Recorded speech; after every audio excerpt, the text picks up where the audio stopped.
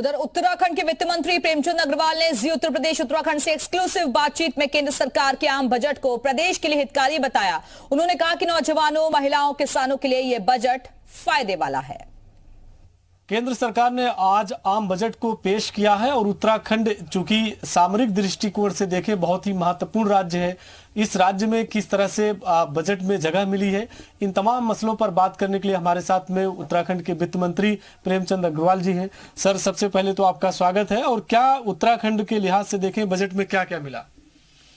देखिए, अपने देश के यशस्वी प्रधानमंत्री आदरणीय नरेंद्र मोदी जी के मार्गदर्शन में आज हमारी केंद्रीय वित्त मंत्री माननीय निर्मला सीतारमण जी ने जिस प्रकार से एक बहुत ही सुंदर, एक आकर्षक, एक संतुलित, एक ऐतिहासिक बजट प्रस्तुत किया, मैं उसके लिए उनको बहुत बधाई दे रहा हूँ। इसमें चाहे कृषि के क्षेत्र की बात करें, स्वास्थ्य के क्षेत्र की बात करें, महिलाओं के क्षेत्र की बात करें, पर्यटन क्षेत्र में बात करें या इंफ्रास्ट्रक्चर क्षेत्र की बात करें, एमएसएमई क्षेत्र की बात करें, रोजगार से संबंधित बात करें, इन सभी बिंदुओं पे उसमें बातचीत हुई है, उसमें प्रावधान हुआ है।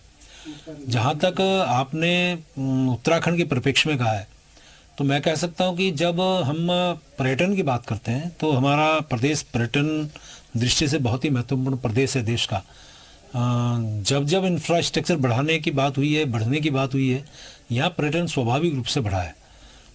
लास्ट टाइम की यदि बात करें तो जब हमारे माननीय प्रधानमंत्री के नेतृत्व में यहाँ ऑल वेदर रोड, यहाँ एनएचआई के बड़े बड़े हाईवेज, एनएच के हाईवेज जब यहाँ पे स्थापित हुए तो बहुत तेज़ी से पर्यटन हमारे यहाँ बढ़ा है, पर्यटक हमारे यहाँ उनका मूवमेंट बढ़ा है। ऐसे में जब 50 एयरपोर्ट्स बढ़ाने की बात हो रही है और हाईवेज़ को बढ़ाने की बात हो रही है तो स्वाभाविक है हमारे यहाँ तीर्थ यात्रा बढ़ेगी, हमारे यहाँ पर्यटन बढ़ेगा। और यहाँ उस आधार पे बहुत ही जो हमारे छोटे होटल व्यवसायी हैं, छोटे मोटे व्यवसायी हैं, हमारे यहाँ रेडी खोमचे वाले हैं, इस प्रकार के जो छोटे व्यवसायी हैं उनको सीधा लाभ मिलेगा। और मैं तो कह सकता हूँ कि जब हम ये कहते हैं कि चार धाम यात्रा हमारे यहाँ आर्थिकी का आधार है तो इससे तो और ज़्यादा मजबूती हमारे यहाँ के लोगों को मिलेगी। और उसके साथ साथ जब केंद्रीय करों में राज्य का अंश बढ़ रहा है, जहाँ अभी तक हमें 9,100 करोड़ रुपया मिलता था, तो अब यदि इस समय 25% की वृद्धि हो रही है तो लगभग 11,400 करोड़ रुपये अब हमें मिलने लगेगा। यानी कि 25% का मतलब लगभग 2300 करोड़ या 2300 लगभग करोड़ का 2300 करोड़ का हमें लाभ मिलेगा। और उसके साथ साथ आप कह सकते हैं कि जो हमारे यहाँ केंद्र पोषित योजनाएं हैं उसमें इनका दायरा बढ़ा है तो उसका सीधा लाभ हमारे राज्य को मिलेगा ही।